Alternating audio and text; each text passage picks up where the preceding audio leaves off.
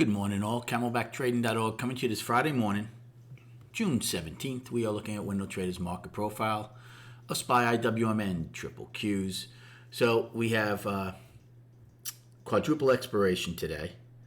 We also have a disconnect from the SPY and ES's profile for a while, as SPY went ex-dividend last night at $1.58.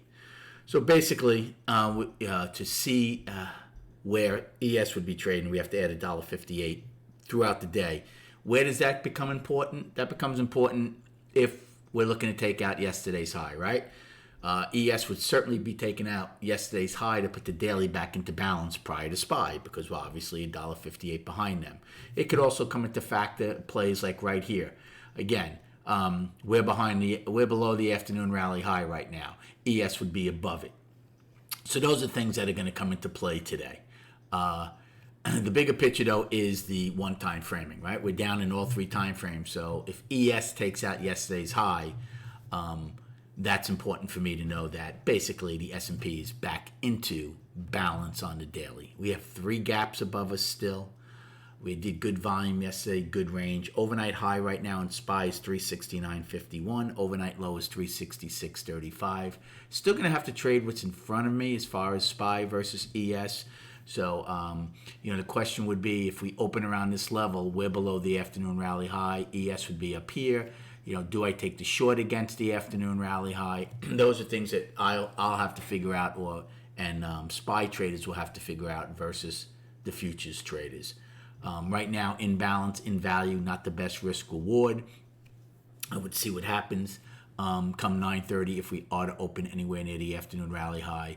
If ES is close to yesterday's high and we're still $1.50 below it, it still might be worth a short play in SPY, because we know the games that ES and SPY play against previous highs.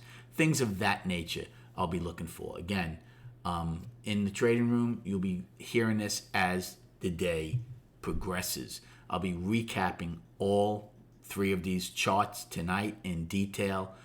For early plays, I would probably take a short the first time against yesterday's high to see if sellers defend the one-time framing down in the daily. Then we'll see what happens inside of that gap. Remember, a lot of people bought the SPY yesterday for the dividend. They're in good shape right now. So we'll see if some of them unload it, because not only are they getting paid the dividend, we're also up pre-market. We all had wide POCs again yesterday. It was going to be an upside destination. For now, it's a downside destination. So any acceptance inside of these values for any three of us, we should go trade at those wide POCs. So the goal for the bulls, stop the one-time framing down the daily, come into balance. Goal for the bears is obviously to hold that and then try to push lower for new yearly lows. And then on the chart, so I'll just show you the daily right now. So here we are. We're down, right? After an 8-day balance, we came out of it with a vengeance, down 1, 2, 3 days, came into a 3-day balance, and then yesterday gapped lower to go back to bear, right? Balance, bear, balance, bear. Markets don't go bear bull or bull bear. So if we take out yesterday's high, we would come into a balance again. Thanks for the likes and subscribing. Good luck trading today, and we'll recap the day and the week at 4 p.m.